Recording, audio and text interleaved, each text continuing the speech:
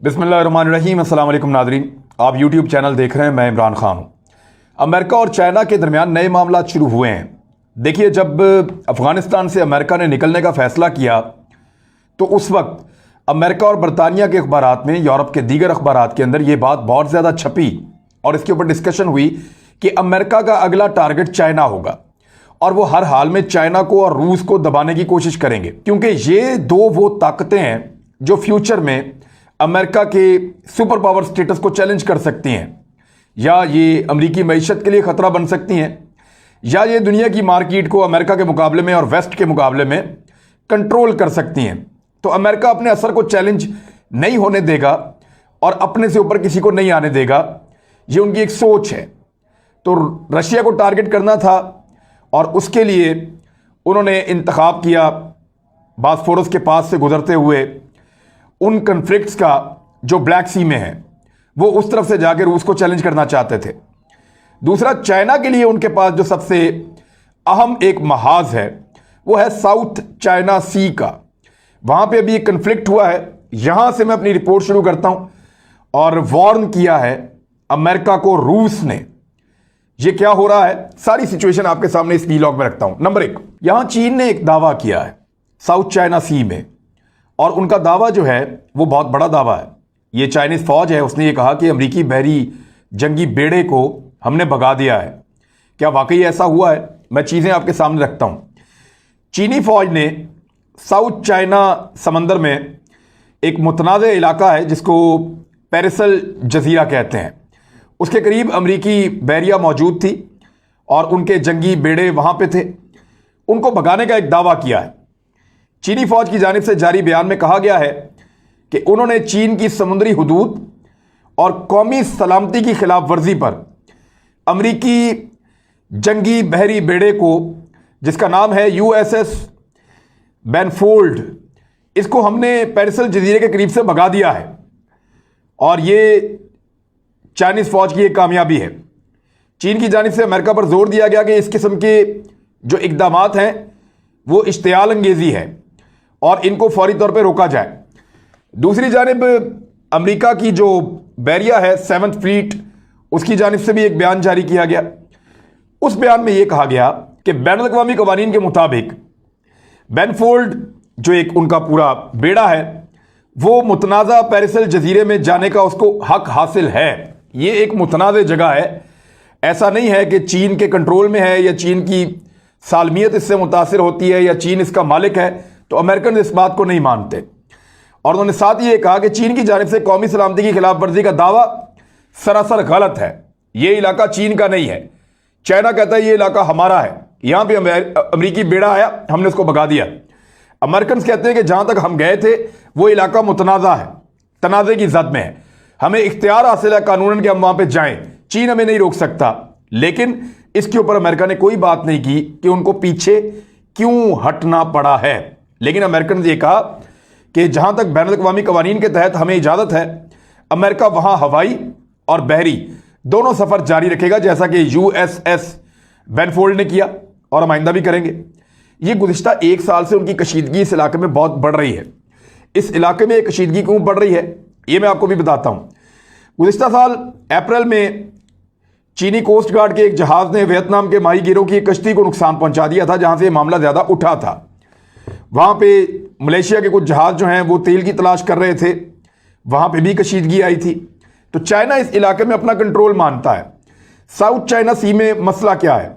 होता यह है कि जो भी कोई एक मुल्क की टेरिटरी होती है उसके साथ लगने वाले समुंदर का एक बड़ा हिस्सा उस मुल्क के कब्जे में होता है, यानी वो उस मुल्क की मलकियत तस्वुर किया जाता है। लगभग 200 किलोमीटर का कानून है कुछ जगहों पे। लेकिन साउथ चाइना सी में ऐसा है कि ये सारा का सारा समुद्री इलाका, यहां पे छोटे छोटे मुल्क हैं और बहुत आसपास है, करीब करीब है। तो एक की समुद्री हुदूद खत्म होती नहीं, दूसरे की शुरू हो जाती है। तो यहां पे समुद्री हुदूद के ऊपर एक तनाज़ा है और चाइना ये कहता है कि ये सारी समुद्री हुदूद, क्योंकि चाइना एक बहुत बड़ा स्टेक होल्डर है इस खित्ते का, ये सारी समुद्री हुदूद उसकी है। अब यहां पे ऑस्ट्रेलिया कहता है नहीं आपकी नहीं है, यहां पे अमेरिका मुदाखलत करता है, वो कहता है आपकी नहीं है। यहां पे वियतनाम के साथ प्रॉब्लम हो जाता है, यहां दीगर बहुत सारे, मलेशिया के साथ मैंने आपको बताया उनके साथ प्रॉब्लम हुआ।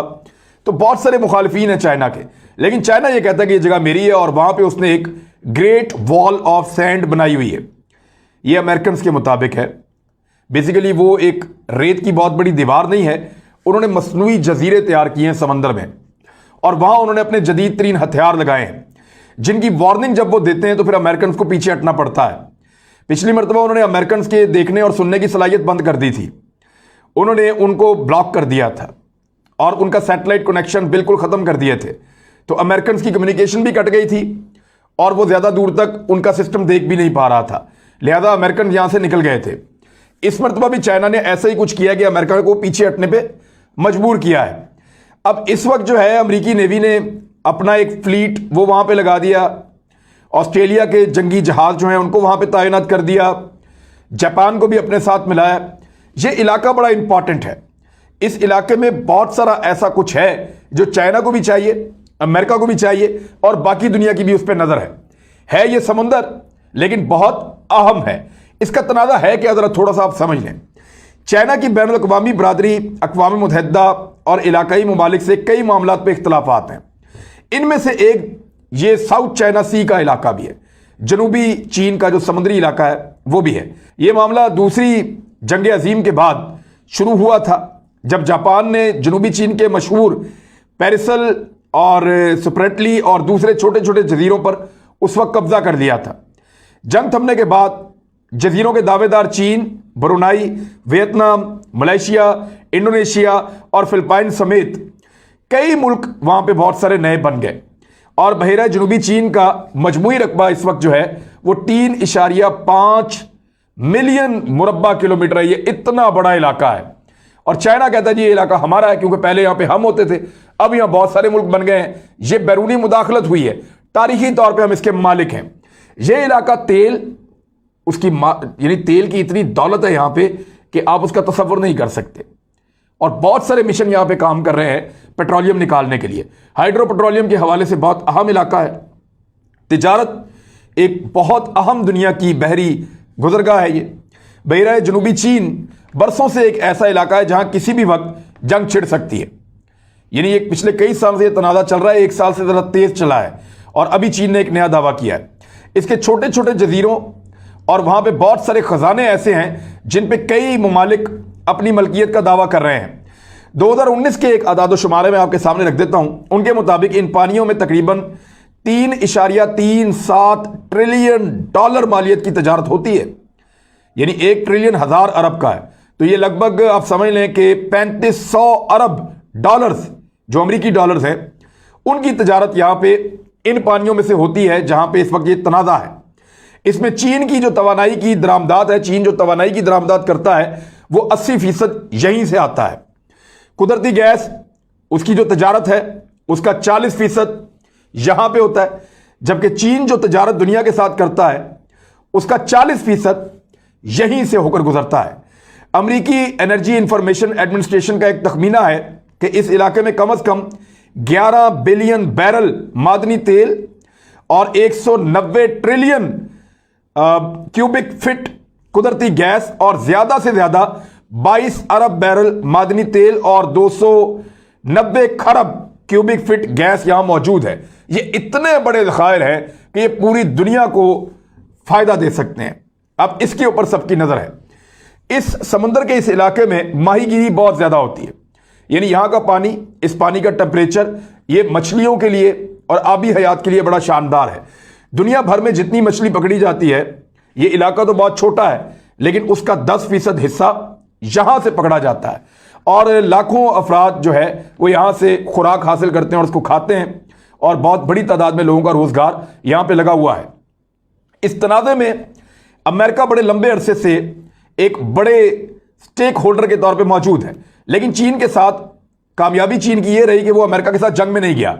अब चीन इतनी ताकत हासिल कर चुका है कि वो यहां पे अमेरिका को आंखें दिखा रहा है। अमेरिका चीन से यह मुतालबा करता है कि हमारे जहाजों को यहां से आप सरेआम आने दें और जाने दें, और ये जो यहां पे बाकी मुल्क हैं उनको उनका हक दें, और यहां से अगर कोई और भी चाहे तो मादनियात निकाले, कुदरती गैस निकाले, मादनी तेल निकाले, यहां पे जो काम कोई करना चाहे उसको करने दिया जाए। लेकिन चीन ये कहता है कि ये उनका हक है और वो यहां से किसी को नहीं गुजरने देंगे जब तक कि चीन के साथ वो सेटलमेंट नहीं करेगा। आलमी सतह पे कुछ फैसले भी चीन के खिलाफ लिए गए हैं और वो आपको पता है कि वो फैसले तो हो जाते हैं जहां पे अमेरिका और यूरोप इन्वॉल्व हो, तो वो फैसले चीन के खिलाफ हुए। लेकिन चीन ऐसे किसी फैसलों का पाबंद अपने आप को नहीं समझता, बड़ी सख्ती के साथ सामने आता है। चीन एक और बात करता है और इसका स्टेटमेंट जो है वो चीनी वजीर खारजा ने दिया है। उन्होंने कहा कि चीन इस तनाज़ा में तमाम मुताल्लिका ममालिक के साथ तो बात करने के लिए तैयार है। जरिए हम मलेशिया से बात कर सकते हैं, इंडोनेशिया से कर सकते हैं, वियतनाम से बात कर सकते हैं, बाकी जो मुल्क हैं उन सबसे बात कर सकते हैं, लेकिन अमेरिका इसके अंदर कोई फरीक नहीं है। वो दूसरी दुनिया से उठ के आके यहां पे इस मसले के अंदर ना कूदे, हम आपस में ये मसला खुद हल कर लेंगे। ये चीनी वजीर खारजा का एक स्टेटमेंट है। लेकिन अमेरिका ने जैसे बड़ा लंबा सा मुदाखलत की अफगानिस्तान में, अब उनकी नज़र जो है वो साउथ चाइना समंदर पे है, क्योंकि दुनिया भर के खजाने भी वहां पे हैं और चीन की तरक्की का एक राज इस समंदर में छुपा है जिसको अमेरिका जानता है। और दुनिया की अगली जंग, एक बड़ी जंग की जो लोग पेशगोई करते हैं, उसके हवाले से अक्सर माहिरीन का यह कहना है कि यही वो समुद्री इलाका है जहां से अगली लड़ाई शुरू हो सकती है।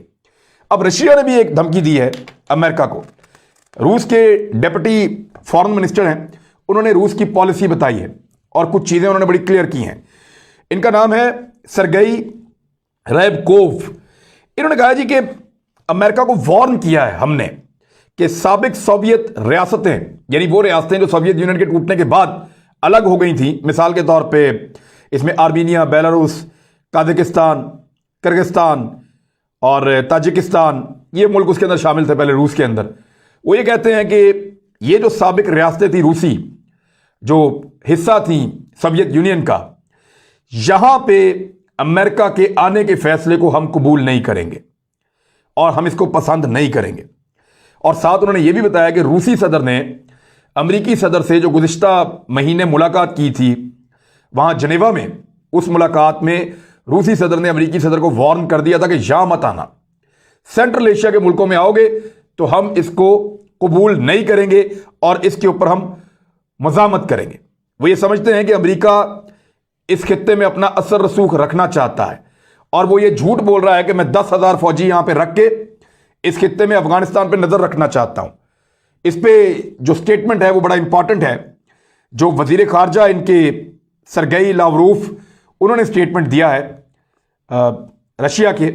उन्होंने ये कहा कि 10,000 फौजियों के जरिए अफगानिस्तान पे नजर रखेंगे बाहर से बैठ के, तो 1 लाख से ज्यादा फौजी लेके ये अफगानिस्तान में बैठे रहे तब कुछ नहीं कर सके। तो ये सिर्फ इस खित्ते के अंदर अपना असर रसूख रखना चाहते हैं। इस खित्ते में बैठने का एक बहाना है और कुछ नहीं है। ये है रशिया, और रशिया ने ये वार्न किया है कि हमारी एक तंजीम है CSTO, जिसको कहते हैं collective security treaty organisation.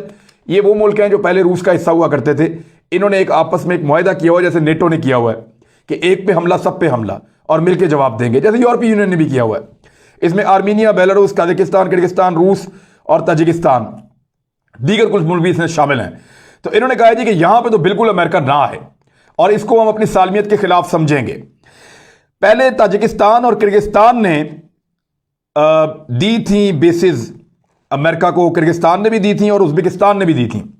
Kyrgyzstan ने जो बेसिस दी थी वो रूस के दबाव के ऊपर 2014 में ख़त्म कर दी थी अमेरिकन बेसिस वहां से, और उज्बेकिस्तान ने 2005 में अमेरिकी बेसिस को ख़त्म कर दिया था। और दोबारा वो वहां पे ना आए उसके लिए रूस बड़ा साफ कह चुका है इन दोनों मुल्कों को, और चाइना भी कह चुका है, और ये मुल्क भी अब ऐसा लगता है कि अमेरिका को जवाब दे देंगे। दूसरी जानिब रूस की जो अपनी बेसिस हैं वो इस वक्त ताजिकिस्तान और किर्गिस्तान में मौजूद हैं। इसमें एक और बड़ी इंपॉर्टेंट चीज ये है कि पॉलिसी के तहत रशिया और चाइना ये अमेरिका को इस खित्ते से धकेल रहे हैं। अफगानिस्तान से वो निकल रहा है मार खा के, सेंट्रल एशिया में उनको आने नहीं देना चाहते। पाकिस्तान को पहले ही कह दिया कि ये आपसे मांगे, इनको इनकार करो, इनको आने ही ना दो। और फिर ईरान वैसे ही अमेरिका के खिलाफ है, और मिडिल ईस्ट में अभी उसकी मौजूदगी है अमेरिका की। लेकिन साउथ चाइना सी से दोबारा अमेरिका को धकेलने का मतलब यह है कि रशिया और चाइना, यानी एक तरफ वो वार्न भी कर रहे हैं, एक तरफ उनको दूर धकेल भी रहे हैं। तो पॉलिसी के तहत अपने खित्ते से, एशिया से अमेरिका को दूर करना चाहते हैं, उसको यहां से निकालना चाहते हैं, और अमेरिका अपनी एग्जिस्टेंस को और अपने साथियों की मौजूदगी को यहां पे इंश्योर करना चाहता है। अब उसके पास जो वाहिद हथियार है वो भारत है। तो रशिया ने भी वार्न किया है अमेरिका को, वहां चाइना ने उनके जहाज़ों को भगाया है। तो अमेरिका का जो अगला हदफ होगा वो चाइना और रशिया हो सकते हैं, जबकि रशिया और चाइना ने हाथ मिलाकर अमेरिका को एक ही वक्त में टैकल करने का फैसला किया है। लेट्स सी आने वाले दिनों में क्या होता है, इन चीज़ों पे हम नजर रखेंगे। मैं डिटेल में आपको बताऊंगा भी मजीद चीज़ें। अब तक के लिए इतने, अपना ख्याल रखिएगा, अपने इस चैनल का भी। अल्लाह हाफिज़।